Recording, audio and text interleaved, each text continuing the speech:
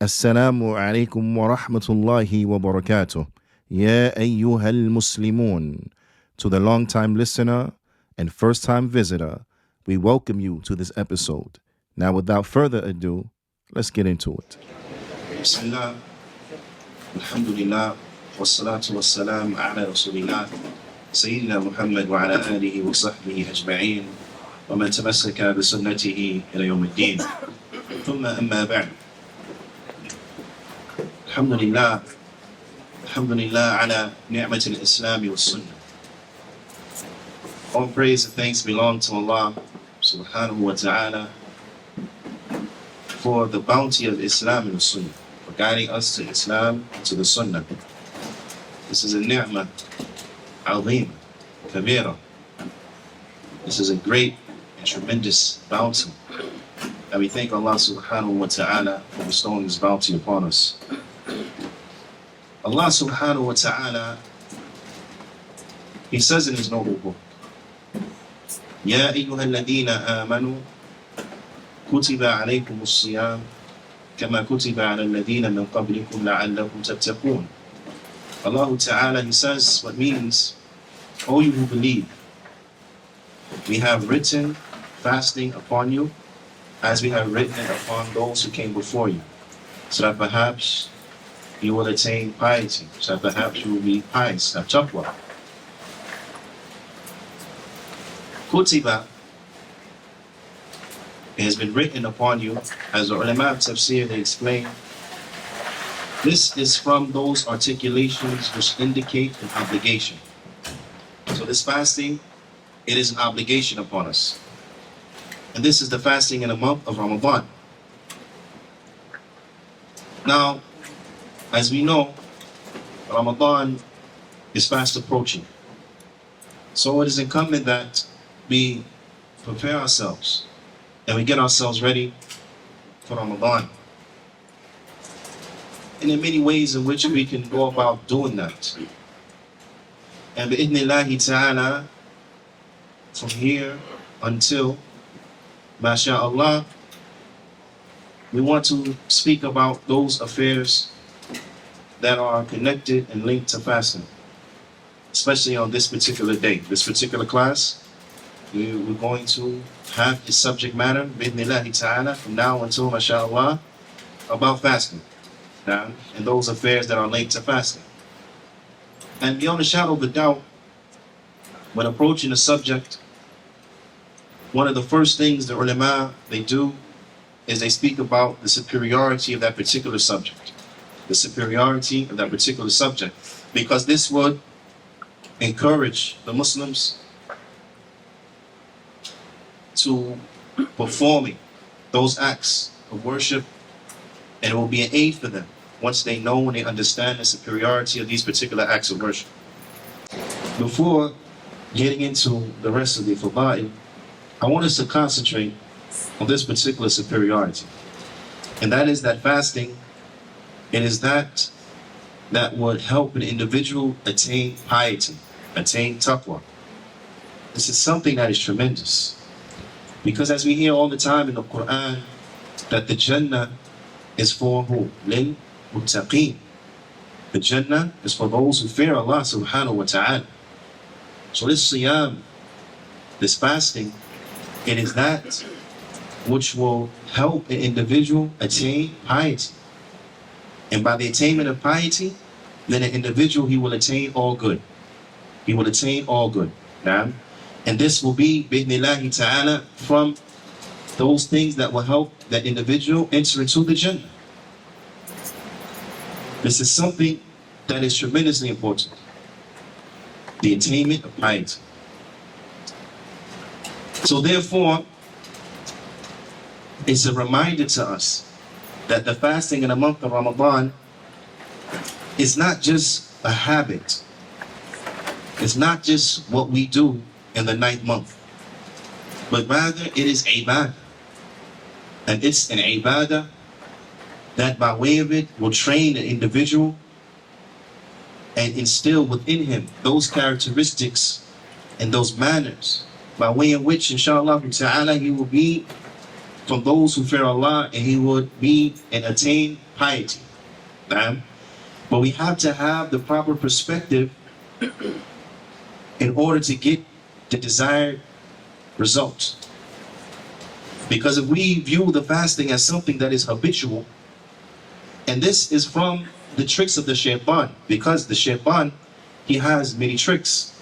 He knows what will benefit the individual, and he knows what will hurt the individual. And if the shaitan realizes that he can't get you to leave off the fasting, that you're going to fast, then he will try to corrupt your intention so that you fast, but you get no reward for your fasting. From the ways in which an individual will fast and receive no reward from his fasting, it will be by him fasting or by her fasting habitually, just out of habit. If an individual does such out of habit, then it will not be of any reward. The Prophet sallallahu alaihi wasallam, he said, إِنَّمَا الْأَعْمَالُ بِالنِّيَّاتِ وَإِنَّمَا لِكُلِّ امْرِئٍ مَّا نَوَى.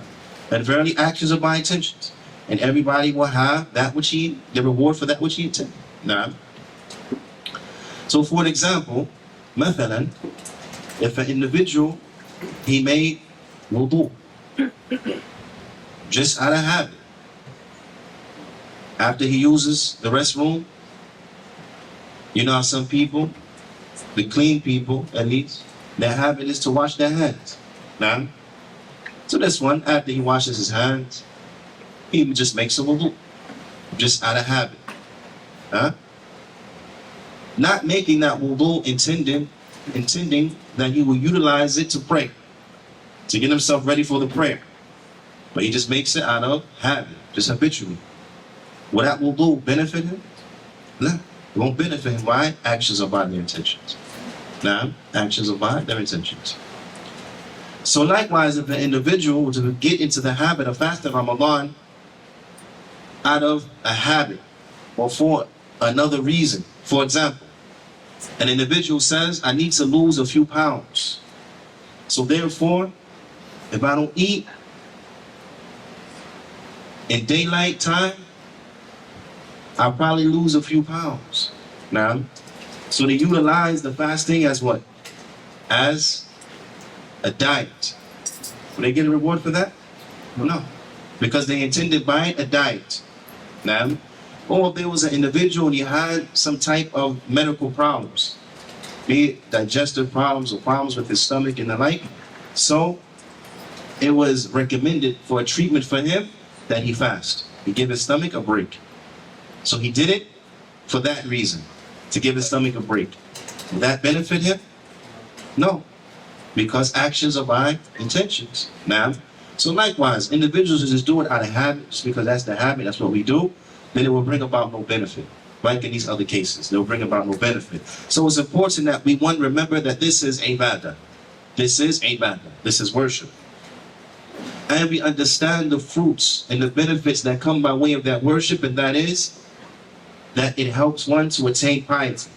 If one wants to be pious, he has to fast. If one wants to attain piety, he wants to have taqwa in the life, he has to fast. He has to fast. Now, of course, if he has the ability to do so and so on and so forth, he has to fast.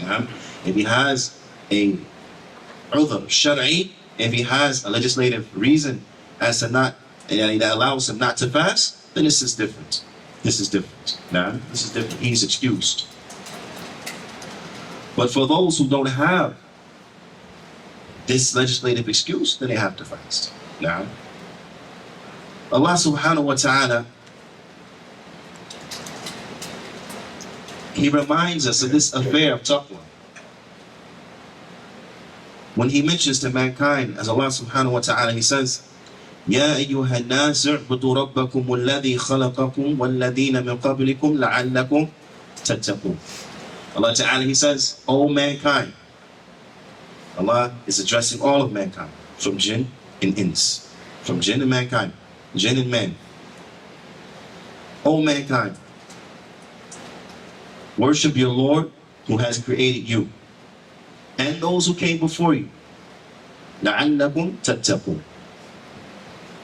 so that perhaps you will attain piety, so that you may become pious, so that you may be of those of taqwa.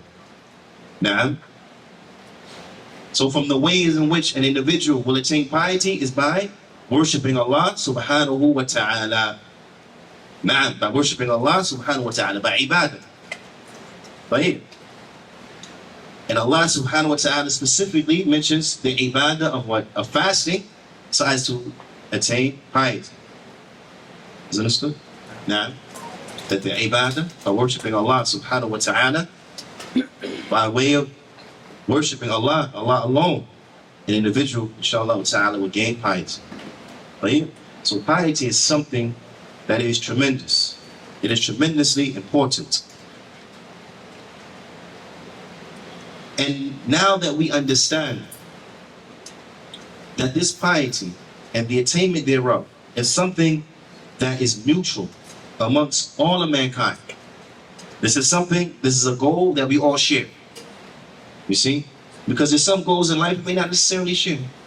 There may be certain brothers in here who they're studying for a degree in a particular subject. Not everyone may share with him in that goal. Maybe the other studying for another subject. Now, maybe this one is studying for something else, and so on and so forth. Now, so not everyone shares in their goals. We don't all agree in all of our goals. But there's certain goals by way of which we agree in. Just like if there were two students here who were in med school, for example, now, and they were taking their internship together, then what would they do? They would help one another, correct? They will help one another study. They will help one another with that which is related to their studies. Right? Like, if they were individuals and they were entrepreneurs, and their businesses could interact well with one another, and they can give each other business and the like, then they would work and cooperate with one another because they share goals. And that is the success of their respective businesses, right? So when individuals share goals, when they have the same goals in mind and they're chasing after them, then it's only natural that they would help one another.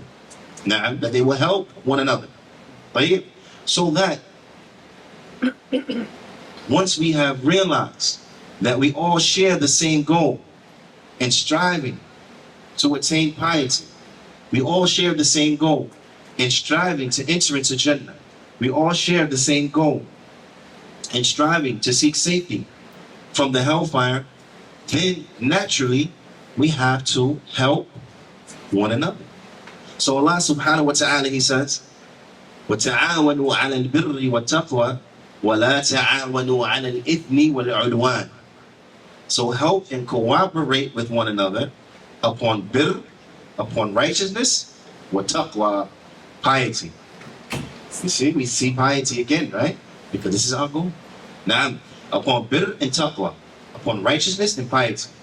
And do not help and cooperate with one another upon ithm wal udwan, upon sin and transgression. Now, so then we understand that what, as an overall community, we have to help each other do what's right. We have to help each other do what's right. Now, and learn from each other that which will benefit us. And we have to understand that we have to destroy any hindrances that will get in the way of us coming together. Right? We have to destroy any hindrances that get in the way of us coming together. All roadblocks that prevent us from coming together, we have to destroy them. You understand? Because when we come together upon the haqq, upon the truth. So we don't let nothing get in our way when it comes to following after the truth. Right or wrong? Listen, if there was let's say $1 billion for you. $1 billion, right? And you had in front of you some hurdles. And then you had a car. And then you had a wall. And then you had a piece of plastic. And then you had a sheetrock. And so on and so forth. Now, from these hurdles in the life. Each of them vary in their degree and what it would take to get past them in the light. But let me ask you. And we said, listen, we'll give you 10 minutes to go through this obstacle course. If you reach the end, you get the $1 billion. Is there anyone from amongst us except that they would do what they had to do to get there, right? You'll be jumping over hurdles, jumping over the car, or going around it, correct? Push out the way. Yeah, right? He said push it out the way, correct? You'll be, the wall, you might have to climb the wall now. But the sheetrock, especially if you know ain't nothing behind it, you probably just run through that, right or wrong. You're talking about $1 billion. You say, I ain't worried about healthcare. I break my fingers. I can afford to get a cast for it. Correct? But you're talking about you're not going to let nothing get you away for $1 billion. Nothing. You're not going to let nothing get you away for $1 billion. So I hold it like, or would you let stuff get you away for $1 billion? A piece of plastic will hold you back? You sit there touching it? Man, only that plastic wasn't there. I could have $1 billion. Right through it, correct? You're not going to let nothing get in your way. So when it comes to the haq, no doubt, we can't let nothing get in our way. Nothing. And we can't let nothing get in our way when it comes to the haq. And there are many things that get in the way of individuals. From them, concentrating on differences, not understanding the wisdom for these differences. As Allah subhanahu wa ta'ala, He says, Ya ayyuhan nas, O mankind, inna khalaqnakum min dhakarin wa untha. O mankind, verily we created you from a man and a woman. From a man and a woman. Naam. وَجَعَلْنَاكُمْ شُعُوبًا وَقَبَائِلًا. And we made you into tribes and nations. What is the purpose? What is the reason for that? لِتَعَارَفُوا. لِتَعَارَفُوا. So that you may get to know one another. You may learn from one another. Benefit from one another. So on and so forth, right? Not to utilize those differences as an excuse to flee from one another, to have disunity with one another, to claim superiority over one another. Now, because remember, our asl is one. Min dhakarin wa untha. From a man and a woman. That man, Adam, alayhi salatu wassalam. That woman, our mother, Hawa, alayhi salatu wassalam. Now, our origin is one. We trace it back. We have the same father and mother. You understand? And our father Adam, he was from Turab. He was from Turab. So the ulama, they explain the stupidity of racism because all of our origin stems back to our father, and our father was from Turab. Now, so what are we then therefore saying? That my piece of Turab was better than your piece of Turab? Turab is Turab. Sahulillah. Huh? Turab is Turab. We all have the same origin. All have the same origin. Our father and our mother, Adam and Hawa alayhi salatu wasalam. So it is important that we understand and we don't use these things as hindrances. We get rid of these things, smash these things. These things have nothing to do with nothing. Why? Because our overall goal is trying to attain taqwa. And listen to Allah Ta'ala, He says, Inna akramakum indallah atqakum. That verily, the most noble of you, the best of you with Allah, those who have the most taqwa. You understand that? Those who have the most taqwa. Not those who have this shade of skin, that section of hair, from this place, speak that. La. Those who have the most taqwa. You understand? So if we want to strive to be the best that we can possibly be, then we have to help one another into being more pious. Having more taqwa. Having more taqwa. Now, so bi'idhnillahi ta'ala, I want us to have this on our mind. Because you know, some people, before Ramadan, they start getting their house in order. Right? Some people start getting their house in order.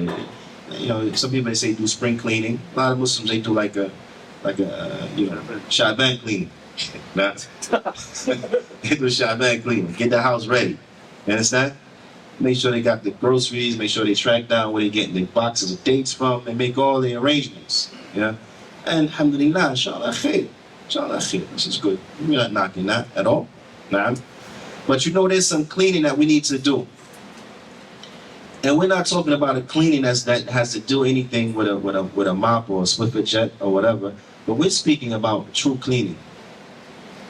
True rectifying. And it's a rectification of relationships. Because remember now, we're all supposed to be cooperating and helping one another into doing that which is correct, cooperating with one another upon righteousness and piety. Now, this is all of us, okay? But if you break the relationships down, when you go from a nation to a province to a community, right, to a neighborhood, to a family, so on and so forth, when you break that down, then what is that most essential relationship in those regards? And no doubt it would be between the man and his wife, between the spouses. Now, so we want to look at it from the standpoint of how spouses will help and cooperate with one another, so as to strive towards piety, righteousness, and the like. Because after all, that is the reason for marriage, to help one another, do what is correct, to do what is proper, to help one another go to Jannah. Right? I don't think no one here got married because they want to go to hell. Does anyone get married for that reason? Want to help each other go to hell? No, I don't think so. That's the case. Why worry about getting married, right? That's what you want, correct? You get married because you want to do what's right. You want to help each other go to the Jannah. You want to escape the haram, right? This is why people get married. So, but a lot of times we forget this. You get so caught up in the day-to-day, you get so caught up in your daily routines, then you forget that this is our purpose. This is what our relationship is supposed to be built on, helping one another. Now, Allah subhanahu wa ta'ala, He says in the Qur'an, in Surah An-Nisa, verse 19, وَعَاشِرُوهُنَّ بِالْمَعْرُوفِ. Allah subhanahu wa ta'ala, He says, and live with them in good. Live with them in good. Now, bi'idhnillahi ta'ala, tonight we want to focus in more so on the role of the husband. We want to focus in on more so the role of the husband.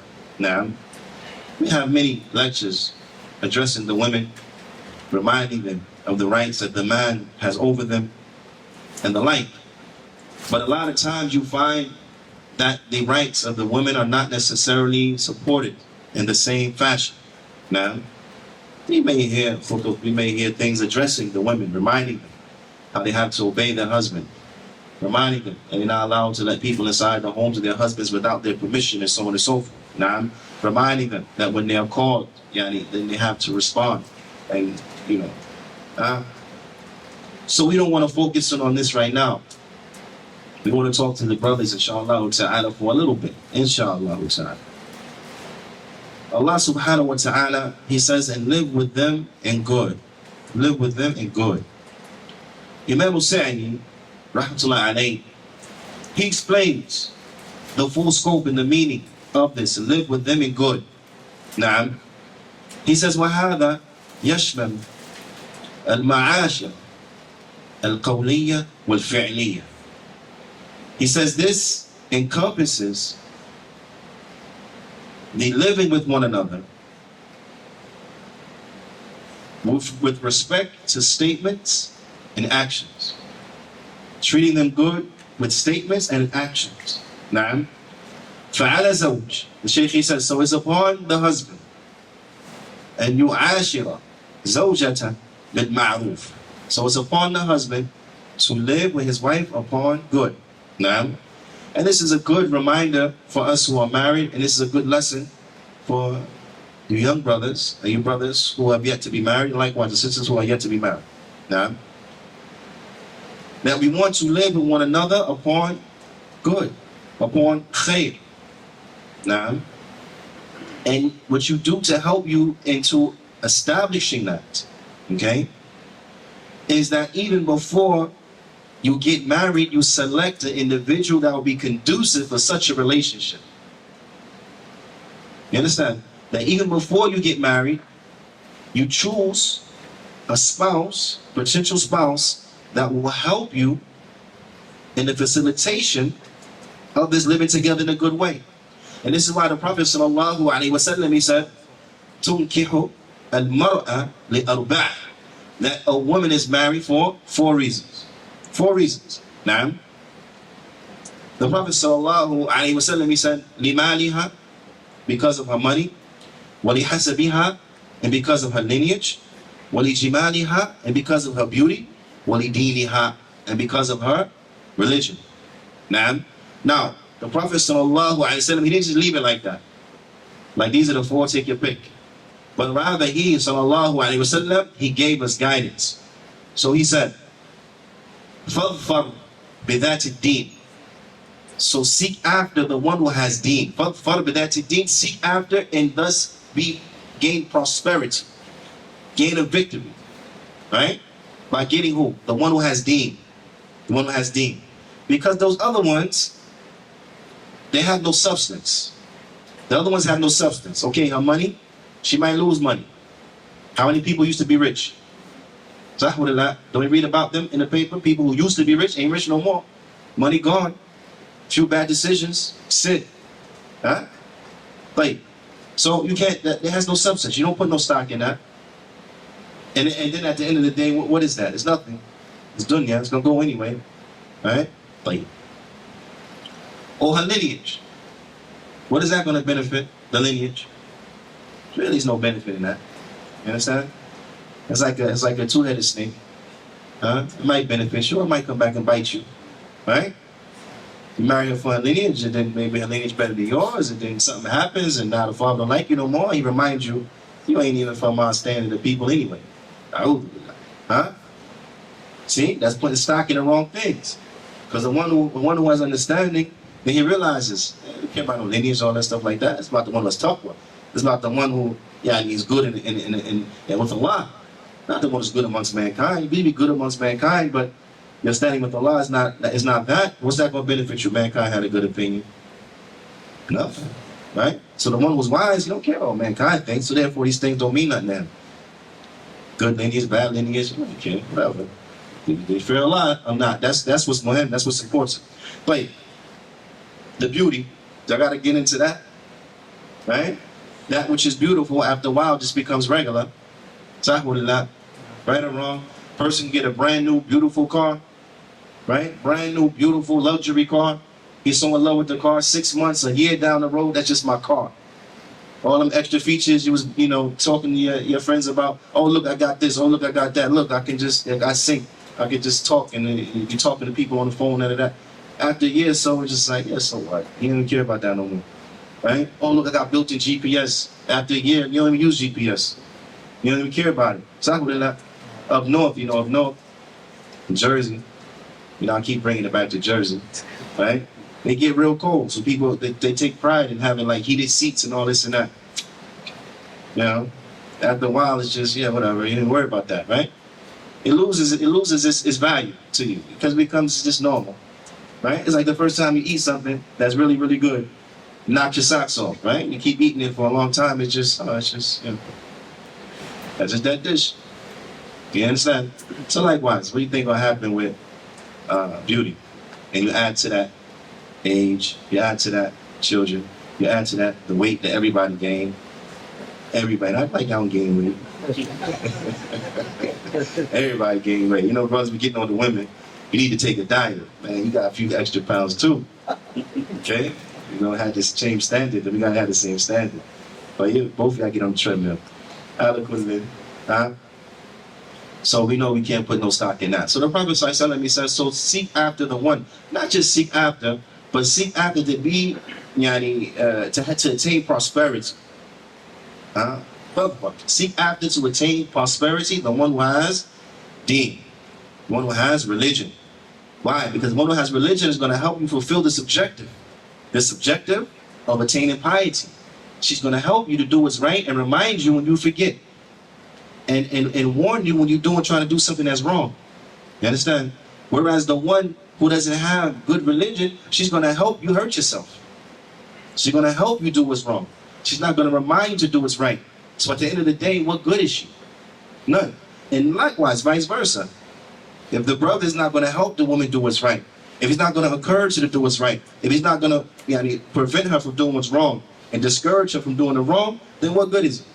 What good is it? If he's not helping her go to Jannah, what's his worth? He's worthless. Likewise, if she's not helping him go to the Jannah, then she's worthless. Now, So we don't want to put our stock and waste our time with worthless individuals. That's like if I came in here right now and I start handing out Monopoly money, and I said, look, brother Houston, it's like $1 billion Monopoly. What you gonna do with that? You're gonna say, it's worthless. I waste my time with this. I don't even want to take time to put it somewhere. All this purple and pink money. Now, there's no disrespect to people if your currency is purple and pink. You know, I'm just saying, Monopoly stuff. So out of kulin, you say, waste some time with that. So likewise, now. And then the Prophet said, he said, tell you about your dad. May your hands be covered in dust. If you don't seek after the one who has deen, then may your hands be covered in dust. You're going to be disgraced. You're going to be disgraced. You're going to have these problems. So ala kulli hal, what will help you to interact with the spouses in a good manner is that you have to pick the one who has deen. You have to pick the one who has deen. Which means that what? Because no one comes into a marriage perfect. Anybody come into marriage perfect? No. This means that you pick the one that has good deen and also the one who's going to constantly be trying to better and improve themselves. Now, and it has to take place on both places. Each one has to strive to help one another to better themselves, to become more righteous, to get closer to Allah subhanahu wa ta'ala, to pray more, to fast more, to do more. It has to be a constant level of improvement, because the reality is that in this dunya there is no stagnation. Now, there's no stagnation. You will go from stage to stage. So either you'll be getting better or you'll get worse. But you're not going to stay the same. Either you'll be getting better or you'll be getting worse. Now, and this is the reality. So you want individuals that are going to help you get better and get better and get better, not those who are going to drag you down and you're getting worse and worse and worse. So this is why we have to focus in on the one who has deen, because the one who has deen will help you to improve your deen. And this is what they say, that the reward for things will be appropriate to the actions. If you do something that's good, it leads to good. You do something that's bad, it leads to bad. You get somebody with deen, they help you with your deen. You understand? You understand the correlation? You get someone with deen, help you with your deen. They got good deen, help you with your deen. Now, and the opposite is the opposite. You understand? And this is something that is very, very, very, very important to know. Alakul in the Shaykh, he goes on and he says, so you have to, the man, he has to interact with his wife upon a good way, upon the best manner. The Shaykh, he says, Masuhba, Jamila, from a good relationship. Naam, a good relationship. Like, look, who gets married to be enemies? Huh? Anybody? Does anyone get married to become the enemy? Do you marry the person that you potentially want to hate? No. But one has to look at this now. If there's become a situation inside of the marriage that has soured, they have to remember and go back to the beginning. You know, sometimes when, like say you're doing an equation, for example, and if it's not working out right, what do? You don't concentrate on the end. You go back to the beginning and you retrace the steps. Right or wrong? Right. Sometimes what you have to do, if you find that where you're at right now is not where you want to be, then you have to back step. You have to trace your steps, go back and see what happened. Where did we go wrong? And you have to remember the origin. Is that you get married to what? To have a companion, to interact in a good way, to have that best friend. Now, to have that real best friend, not that BFF, friends forever when you're 14 and then by the time you're 16 you don't see them no more. That real true best friend, when your friendship is based upon fearing Allah subhanahu wa ta'ala, upon doing that which is right. This is very important. So this is what the Shaykh is saying, that you have a good relationship with them, a beautiful relationship, because this is some of the reasons, some of the things you want out of a marriage, to have a good relationship. But this is that which requires work on both people's parts, on both parts. If one person is trying, the other person is not trying, is that going to work out? No, it's not going to work out. You understand? They both have to be trying, understanding their shortcomings, understanding that they're not perfect, understanding that everyone has a part to play in the issue. Because at the end of the day, it takes two to argue. At the end of the day, it takes two to be mad and to have a spoiled relationship. It takes two. One person can't do that by himself, or one person can't do that by herself. But you will find that each party will have their fair share to blame. Regardless of whether or not one may be more to blame than the other, you'll find everybody has their share of the blame. Everyone has their share of the blame. Now, so we have to remember these things and work together upon these things. Why? For the sake of just having good relationships? No. But for the sake of having a relationship that will be conducive to helping us get to the Jannah.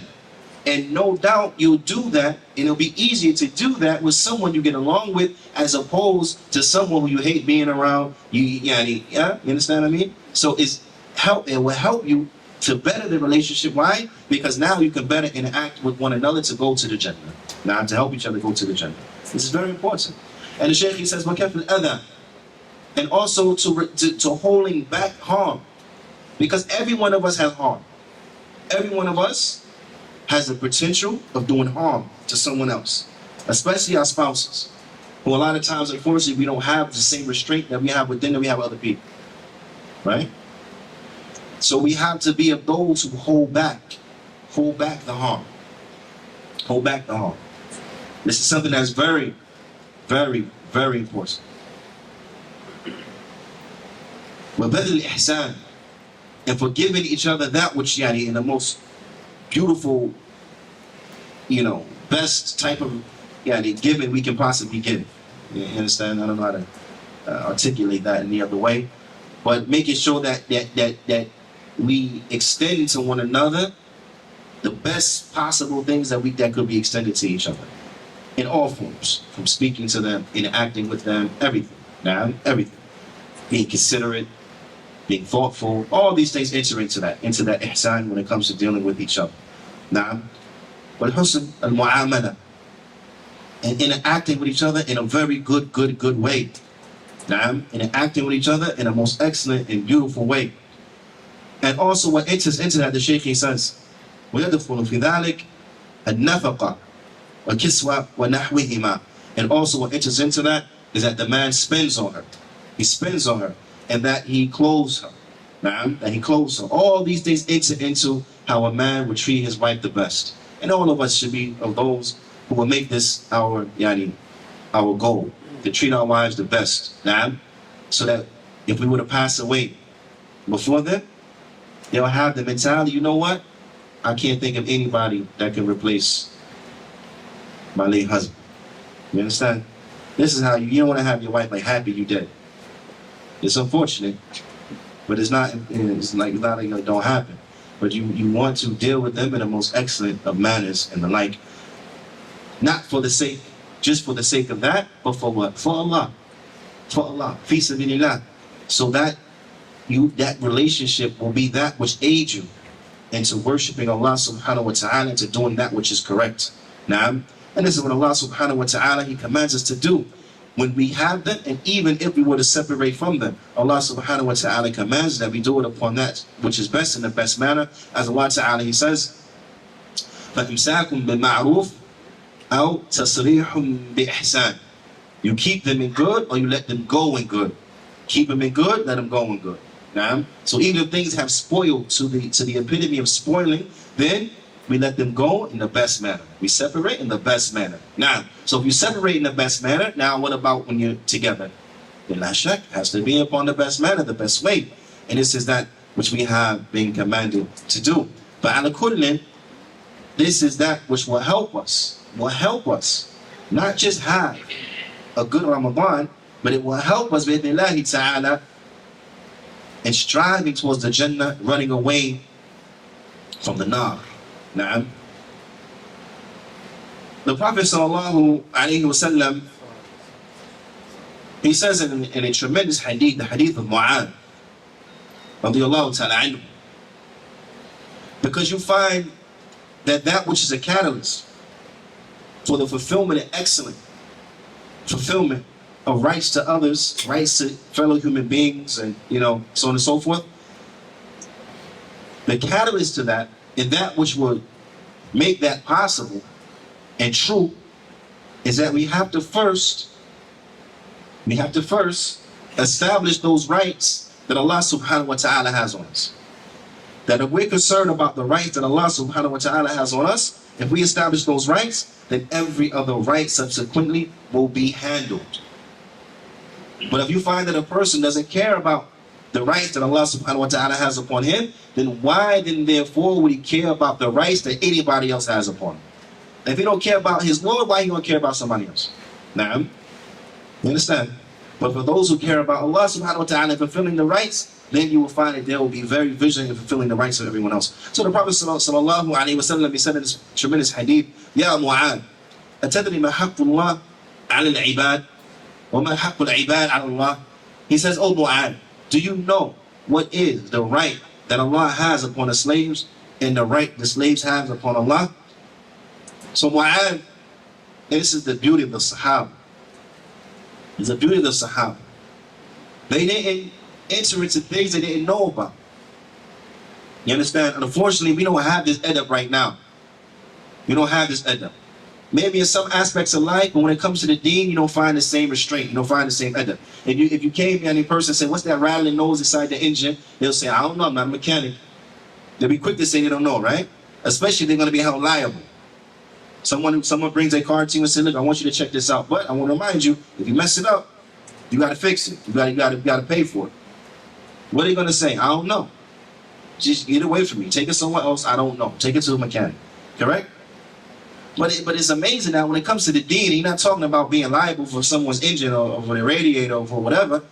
People start talking. What's your opinion about this? Everybody got an opinion. What do you say about this? Everybody got something to say. Giving fatwa. They don't know nothing about nothing. Everybody got something to say. You understand? But now you're not talking about just got to pay for somebody, repairs. But now you're talking about you might have to go to the hellfire now. Because the Prophet said, so whoever lies on me intentionally, to let him await his seat in the hellfire. So you got people talking about the Prophet said this, and he said that, and this is what he used to do, and this is what is correct, and that. And they have no idea this really come from the Prophet lying upon the Prophet sallallahu alaihi wasallam. This is dangerous. You understand? So we have to have the same restraint. And this is what the Sahabi here, he teaches. There are many fawaid that we can take from this hadith. But this is from him. So Mu'adh said, فَقُلْتُ اللَّهُ وَرَسُولُهُ أَعْلَمُ. He said, so I said, Allah's messenger know best. I don't know. That's what that means. Allah's messenger know best. He's not going to even try to give an opinion, See, in this country, we get taught with educated guess. You don't make an educated guess. See, when it comes to Islam, there's no educated guess. You understand? If you don't know, as a layman, be quiet. Ask those who know. That's it. This is very important. على كل فقال رسول الله صلى الله عليه وسلم حق الله على العباد أن يعبدوه ولا يشركوا به شيئا. He says that Allah's right upon the slaves is that they worship Him alone and they do not associate any partners with Him whatsoever. They do not associate any partners with Him whatsoever. وحق العباد على الله ألا يعذب من لا يشرك به شيئا. He said, and the right that the slave has upon Allah is that Allah will not punish the one who does not. Allah will not punish the one who does not associate partners with Him. Now, the one who does not associate partners with Allah, Allah won't punish him. The one who don't make shirk, Allah won't punish him. That's tremendous right there. You understand? That's something that's tremendous. And this is what we after. You understand? This is what we after. To worship Allah subhanahu wa ta'ala alone without associating any partners with Him, Jalla wa ala. But you find that when one is worried and concentrating upon this, then he is going to make sure he establishes the rights to everyone else. Because then the establishment of the rights to everyone else is not about that object, but it's about that person's fear from Allah subhanahu wa ta'ala, that person's hope in attaining the reward from Allah subhanahu wa ta'ala. So for example, if a person has a cat inside his house, you understand? Now from Islam, we have to what? We have to take care of that animal. We have to take care of that cat. We have to feed it, make sure it has water, whatever it may be, whatever it has medical needs, make sure we take it to the vet. If it's under our care, we have to make sure we take care of it. If we can't take care of it, then we gotta let it go so it can fend for itself. Or we put it somewhere else, so it be taken care of. But it's a matter of responsibility. Now for the one who fears Allah subhanahu wa ta'ala, he's gonna fulfill that responsibility, not because he let a cat. He might love the cat, but that's not why he's doing it. He's doing it why? Because he fears that if he doesn't fulfill these rights, he'll be held liable in front of Allah subhanahu wa ta'ala. And as the Prophet said, the woman went to hell because of the cat. Right? So he said, look, I'm not going to go to hell because no cat. So I'm going to make sure I feed it, make sure I give it water, make sure I take care of it, make sure I'm nice to it, and so on and so forth. Why? Because he fears Allah subhanahu wa ta'ala. And that fear of Allah, that hope in Allah's reward will supersede and override whatever love and affection he may have for that particular cat. You understand what I mean? So, likewise, if you translate that into all of a person's relationships, then now when it comes down to dealing with the wife and dealing with the children and so on and so forth, now his mentality is different. His mentality is different because he realizes these are individuals who I am mas'ool over them. And we are the mas'ool, you're the mas'ool. You're the mas'ool, masa'ala. To be questioned. Su'al is a question. So a person who's mas'ool is a person who will be questioned about those who are under his care. This is a responsibility now. You're going to be questioned about those who are under your care. Did you fulfill their rights? How did you act with them? How did you treat them? Were you just with them? And so on and so forth. Who's going to ask you that? Allah subhanahu wa ta'ala. Who's going to reward you if you did good? Allah. Who's going to punish you if you didn't? Allah. So now it takes on a whole nother reality. Because now you understand, yes, I have to be right by this woman, be right by these children. Why? Because Allah is going to hold me to account. And if I come up short, I'm going to be in trouble. I'm going to be in trouble. Why? Because I am mas'ool on them. So it's important we remember these things. It's important that we never disconnect the relationships. Meaning, it's important that we always look at everything. And our main motivation is to do it for Allah. To do it for Allah. In everything we do. To do it for Allah. Now, to do whatever we're going to do in such a way that we feel comfortable going back to Allah with that. So when he speaks, he's saying things that he don't care. He don't care who hears it. Why? Because he's comfortable with that speech and taking that speech back to Allah subhanahu wa ta'ala. When he does actions, he don't care who see him because he know Allah already see him. So he does actions that he's comfortable with Allah witnessing. And we keep this in our minds and remember this, you will find tremendous changes in our lives. Tremendous changes in our lives. If we keep remembering this, you'll find tremendous changes in our lives. So this is what we want to remind the brothers with, to remember these things, to remember these things. And from this good interaction is that sometimes we have to be quiet because people are not perfect. People's not perfect. Sometimes a person may say something to you that you don't like. Sometimes they may say something to you that's wrong. Sometimes they will say something to you that's totally uncalled for. Sometimes they will say something to you that's hurtful. Right? Be it intentionally or unintentionally.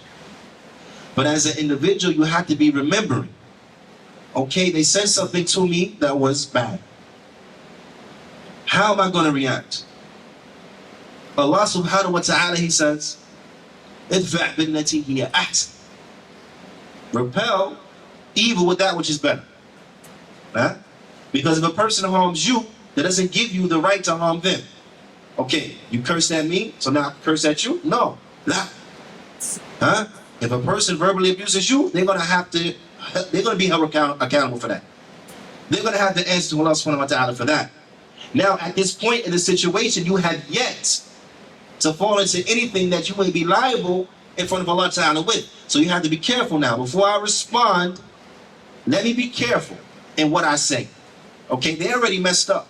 They're in trouble. But am I going to get myself in trouble now because they got themselves in trouble? This is how you got to look at it. Am I going to get myself in trouble because they got themselves in trouble? So you have to think about that and be wise in what you say. And sometimes the wisest thing to say is nothing at all. And this is what the poet said. He said, مَا كُلُّ نُطْقٍ لَهُ جَوَابٌ جَوَابُ مَا يَكْرَهُ السُّكُوتُ. He said, not every articulation has an answer. And the answer, a lot of times, for that which you don't like, is to be quiet. You see? The answer, a lot of times, for that which you don't like, is just to say nothing at all. Because now, in saying nothing, at least at the bare minimum, what? The situation doesn't escalate. The confrontation doesn't escalate. They're saying what they're saying, you don't say nothing. Remember we said it takes two to argue. After a while, people are going to lose their steam. They're going to say, forget it. I've been talking 5-10 minutes yelling and you ain't saying nothing, forget it. Right? They're gonna give up trying to yell at you. Because it takes two. It takes two. And it's like a fire. It's like a fire. If you don't provide it with oxygen, it dies out eventually. But if you keep feeding it with your hot air in this case meaning your ignorant statements, if you keep feeding it with your hot air, then what's going to happen is it's going to rage, it's going to become bigger, it's going to become bigger until it does some serious damage. But if you starve it, if you suffocate it, by not giving it anything from air, anything from speech, then it'll extinguish itself. It'll extinguish itself. And this is that which is tremendously important. Also, we have to make dua. We have to return to Allah subhanahu wa ta'ala with all of our needs and our concerns. We have to beg Allah subhanahu wa ta'ala. If we ask, we have to ask Allah. If we seek help, we have to seek help with Allah subhanahu wa ta'ala. Now people may be having issues, may be having problems, but we ask you, have you taken the necessary steps to rectify those problems? And from the necessary steps by way of which problems are rectified is making dua, asking Allah subhanahu wa ta'ala. You understand? People, complain about this, complain about that. You ask them, you make dua about it? Have you begged Allah subhanahu wa ta'ala for it? A lot of times you find that, no, not the way I should. No. Maybe I mentioned it a few times, but no, not like that. You understand? People complain more time than they beg Allah. If you want to complain to Allah subhanahu wa ta'ala. Now, beg Allah subhanahu wa ta'ala. Increase in saying the stuff for Allah. This is how you rectify your issues. In addition to what? To putting forth the efforts. Trying your best, doing what you're doing, what's possible within your means to do to rectify whatever's wrong. But from the greatest of those efforts, you have to make dua. So when it comes to our families, our spouses and the like, we need to increase in this dua. This dua is found in Surah Al-Furqan. It is verse 74. And bi'idhnillahi ta'ala, I want everyone to memorize it. Those who have beautiful relationships with their families and those who have relationships with their families that are less than stellar. I still want you to memorize this dua. Because those who have issues, and this will help you. Those who don't, then this will help you maintain that good and inshallah increase it. Allah Ta'ala, He says in Surah Furqan, again verse 74. رَبَّنَا هَبْ لَنَا مِنْ أَزْوَاجِنَا وَذُرِّيَّتِنَا قُرَّةَ أَعْيُنٍ وَاجْعَلْنَا لِلْمُتَّقِينَ إِمَامًا. You see it? Muttaqeen. You understand taqwa? That's what it's about, ikhwa. Taqwa. No? Naam. Allah Ta'ala, He says, and those who say, naam, that part we left out, but this is those who say, we just gave the dua itself. It says, and those who say, رَبَّنَا هَبْ لَنَا, O our Lord, give unto us, naam, or make for us, our wives and our children, the solace of our eyes, the cooling of our eyes, naam, the delight of our eyes. Make for us our wives and our children, the delight of our eyes. So anyone who has any certain issues with their spouses or their children, they're like, this dua is going to rectify that. Make for them the cooling of our eyes, the delight of our eyes. Naam. And also make us, for those who have taqwa, leaders. Make us leaders for those who have taqwa. This particular portion of the ayah has in it hikmah, benefit, fawaid, thamarat, subhanallah, ajiba, azima, amazing, great, tremendous benefits that are contained from this dua. Qala Imam Sa'di, he's explaining now the meaning of this dua, this portion, and the implications of it, because the implications of it are tremendous. Anybody who's having issues, having difficulties in their life, you just listen to what Imam Sa'di is saying. Okay, this is really what you're asking for. When you're making this dua, this is from what you're asking for. Yes, that your wives and your children be a delight for your eyes, yeah, be a cooling for your eyes, and so on and so forth. But by asking and make us the leaders of those who have taqwa, this is something tremendous. This is something tremendous. Remember Sa'di, he says, "Hey, أوصلنا يا ربنا إلى هذه الدرجة العالية درجة الصديقين." This is what you're asking for. He says, you're saying, oh our Lord, give to us, make us of this high rank, the rank of those who are sincere, the rank of those who are sincere. When you go to those whom Allah subhanahu wa ta'ala has put his mercy upon, has put his bounty upon, now you will find at the top of them, an-nabiyyu, the prophets, right? The prophets, at the top of them, the prophets. What's the next level? The siddiqun, the sincere. You understand what I'm saying? That the only level higher than the level of the siddiqun is the level of the anbiya. That's it. So when it comes to individuals like us who are not from the anbiya, then the highest level is what? To be from the siddiqun, to be from those who are sincere. Those who are sincere to Allah subhanahu wa ta'ala. And this is what you're asking for. Oh Allah, make us of this high level, make us of the siddiqun. Make us from them. Now, and then the Shaykh, he says, now I want you to listen to this. Because in order to be from the a'imma, in order to be from the imams and the leaders, because you're asking to make us lil muttaqin imama. For those who have taqwa, make us an imam for those who have taqwa. So the Shaykh, he says, وَمِنَ الْمَعْلُومِ أَنَّ الدُّعَاء بِالْبُلُوغ شَيْءٍ دَعَى بِهَا لَا يَتِمْ إِلَّا بِهِ. He said that the dua for something, to reach something, right, is not complete except due to the supplication of that by way of which you need to reach it. So lack of a better way of saying that. That makes sense? That if you make dua to attain something, then by default you're also making dua by those things by way of which you needed to attain it. Now what's needed to attain to be from the siddiqun? What do you have to do to be from the siddiqun? Those who are sincere to Allah subhanahu wa ta'ala. What do you have to do to make it from the ranks of the a'imma? The a'imma fi deen. Now we're not saying an individual wants to make it to the a'imma fi deen so he can be in front of the people. No, this is not the intention. This is not the intention. Now, to make it from the imams of the deen so you can be in front of the people, so you can become famous, so you can be this, so you can be that. People look to you like. That's not what a person worried about with that. Because not all of the imam reach that level where they become famous like this. And many of the imam of the past, that people don't even know about. Why? Because they wasn't doing it for us to know about them. They was doing it to fear Allah subhanahu wa ta'ala. They was doing it because they wanted the Jannah. They was doing it because they wanted to escape the fire and the light. Okay, so now, what does one need to be an imam? Because you ask Allah, make us the imam of those who have taqwa. Now that's, look, make us from the imams for those who have taqwa. Now if the muttaqun go into Jannah, those who have taqwa go into the Jannah, correct?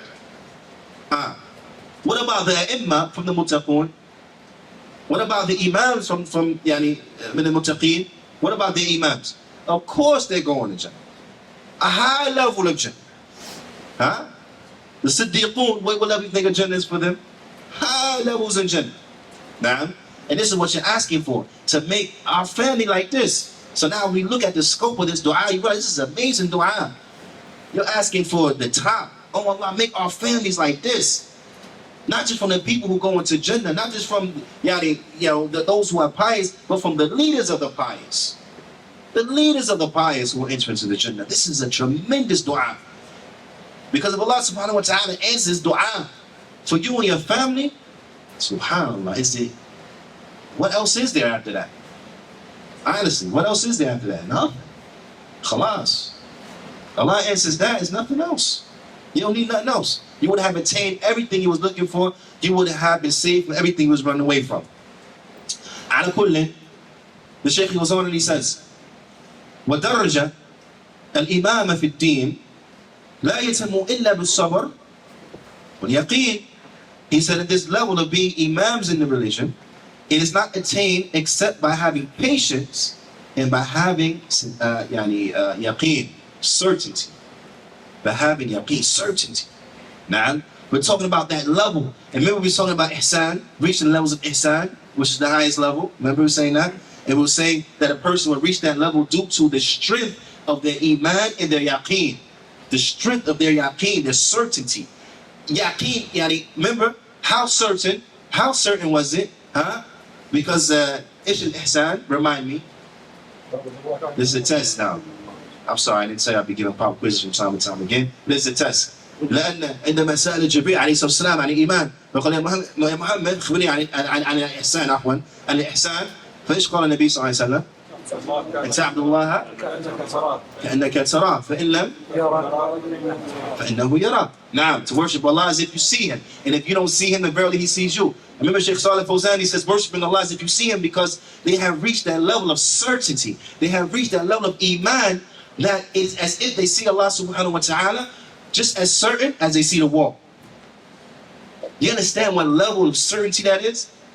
Huh? That's subhanAllah. Like, does anybody have doubt of that is a wall right here? Anyone doubt that? No one doubts that. Because they said, looking at it, yeah, no doubt in that. Because their level of certainty in that is affirmed due to their seeing of it. But they're saying that these individuals who have ihsan, they reach such a level of iman, of certainty, that they worship Allah كَأَنَّكَ تَرَى, as if you see Him. Now, but you don't see Him, right? La, you don't see Allah. Not now. In the akhirah, Yawm al-Qiyamah, would the believers see Allah? Naam. Naam. Qul naam. Naam. You see Allah Ta'ala in the akhirah. Naam. وجوه يومئذ ناظرة إلى ربها ناظرة. Faces on that day will be bright, looking at their Lord. Looking at their Lord. Wait. So we're going to see, well, the believers will see Allah subhanahu wa ta'ala in the akhirah, and we pray that Allah subhanahu wa ta'ala makes us from them. Ameen. What's the proof for this? Because the Shaykh, he said, you got to have sabr, you got to have yaqeen. Sabr and yaqeen. Now just contemplate on these two characteristics. Sabr, being patient. Patient upon all of its anwa'. Sabr, ala ta'a. Sabr, al ma'asiyah. Wa sabr ala al-aqdar. Or ala al-aqdar. Na'am. That you have patience upon being obedient, patience in staying away from disobedience, and patience upon whatever calamities may befall you. So this is patience in all of its categories. That level of patience and degree of patience, no doubt about it, it will help to enrich a person's relationships with his wife, his children, everybody. Correct? So how this will resonate throughout one's life and the benefits in which it will have will be tremendous. And then yaqeen, that level of certainty, and we mean yaqeen, the real yaqeen. We're not talking about no bid'i yaqeen. You with me? I gotta make that clear. We ain't talking about no bid'i yaqeen.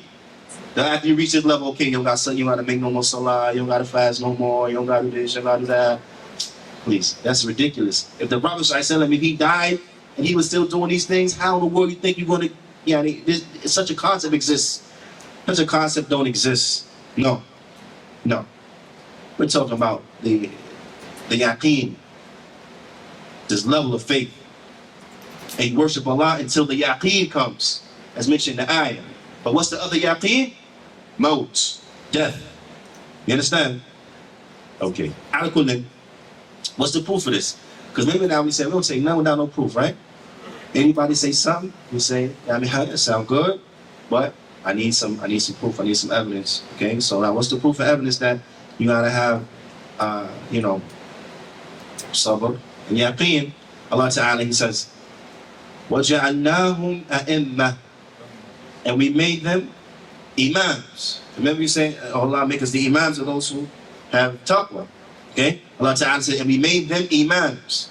يَهْدُونَ بِأَمْرِنَا, they guide according to our commands. Now, we made them leaders, imams, directed people, given directives according to our commands. Lamma, when they what? When they establish something, or after they established something. Once they established these characteristics, then we made them imams. Not before, but after they had attained these characteristics. What was those characteristics? لَمَّا صَبَرُوا. When they show patience. So the Shaykh says sabr, the first one, right? So that's the proof of sabr. When they show patience. وَكَانُوا بِآيَاتِنَا يُوقِنُونَ. And when they were with regards to our verses, our signs, when they had certainty, when they had yaqeen. So there we have the proof for yaqeen. Now this is how, and this is what one needs to attain this level of being the imam of those who have taqwa. So when one contemplates and thinks about this now, then he will understand that this is a tremendous dua. This is a tremendous dua. And it's a dua that will necessitate وهذا الدعاء يستلزم من الأعمال والصبر والعلم الذي يوصل صاحبه إلى درجة اليقين. It will necessitate, this dua, it necessitates actions, patience, and knowledge of which will render its companion and let him reach the level of yaqeen. Because you're not going to reach the level of yaqeen being ignorant. No. You'll reach it based upon ilm.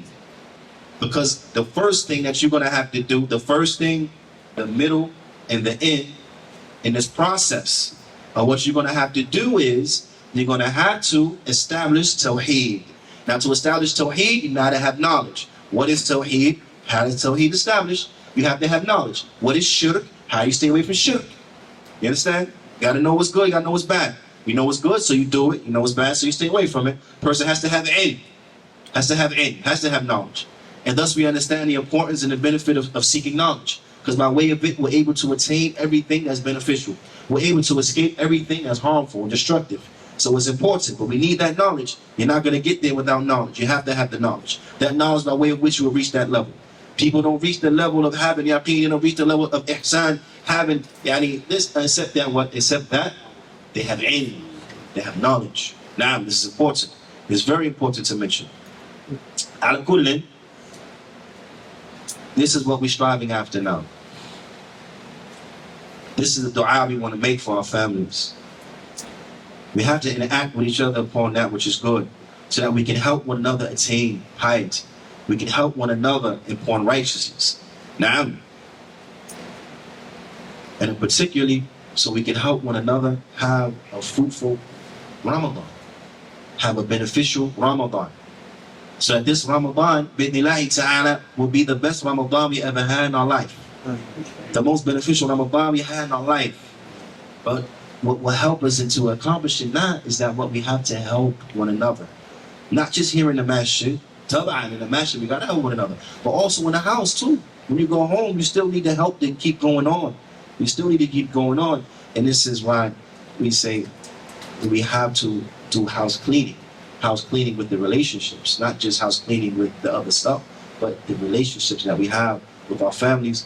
And we remember this asr bi'idhnillahi ta'ala, so that we can have the most best Ramadan that we ever had experienced in our life, the most beneficial Ramadan that we ever experienced in our life,